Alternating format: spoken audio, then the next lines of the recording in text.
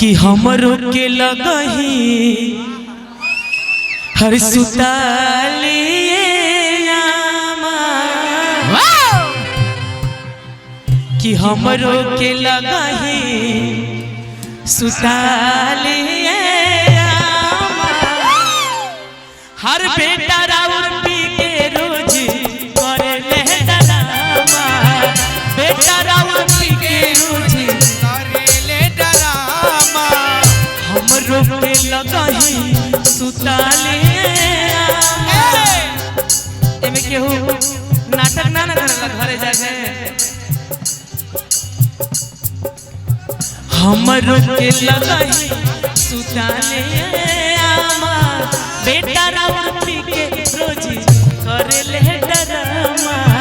बेटा राउर पी के रोज करे ले डरामा तेज पे हमके छोड़ के सैया सुतल जाके लामा ऊपर से गोतिनियों के सुनी रोजे गाना बेटा राउर पी के रोज करे ले डरामा बेटा राउर पी के रोज करे ले डरामा लेकिन रौरे गिरिए कहतानी हम रौरे गिरिए कहतानी हम ए राजा कहियो बाहुर मार जाई दियल ना छोड़ा कुछ कर जाई ए राजा कहियो बाहुर मार जाई दियल ना छोड़ा कुछ कर जाई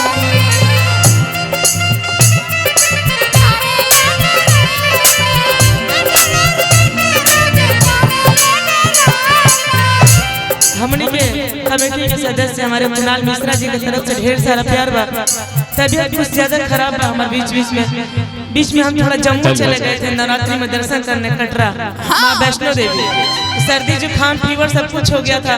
इसलिए हम बोले रंजीत जी हम पहले गा लिए हमको छोड़ दीजिए इन्होंने बोला नहीं गा के जाना है लेकिन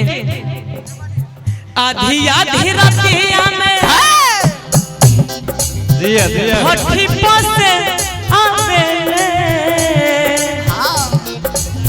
पीठ के बाड़ी हमारा के जगवे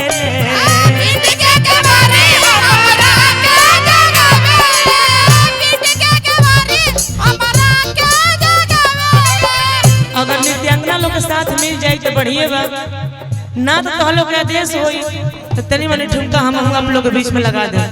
कोई है तो आ जाइए आप लोग हमने के भोजपुरी में मुर्गी के बहुत ज्यादा अभी ज्योति मेरी बहन जो गाना गा रही थी मुर्गी मरवाई सबसे हम भी चाहेंगे कि हम भी थोड़ा भोजपुरी में मुर्गी के लहसुन कोड़े के खुरपी के कपार में आई चांदनी जी बहुत प्यारी अदाकारा है भोजपुरिया में मुर्गी के हम लोग मिले थे कोलकाता में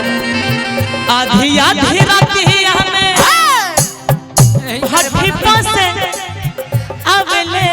पीठ के बाड़ी हमरा के जगावे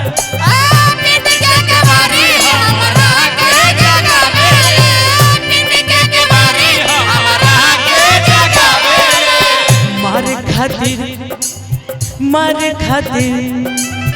मारे खातिर दौरा से लेके बसवा के खामा थैंक यू बाबू मारे खातिर दौरा से लेके बसवा के खामा बेटा राउर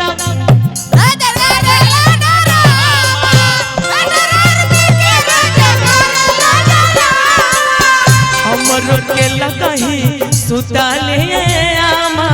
बेटा राउर पी के रोज करे ले डरामा बेटा राउर पी के रोज करे ले डरामा बेटा राउर पी के रोज करे ले डरामा बेटा राउर पी के रोज करे ले डरामा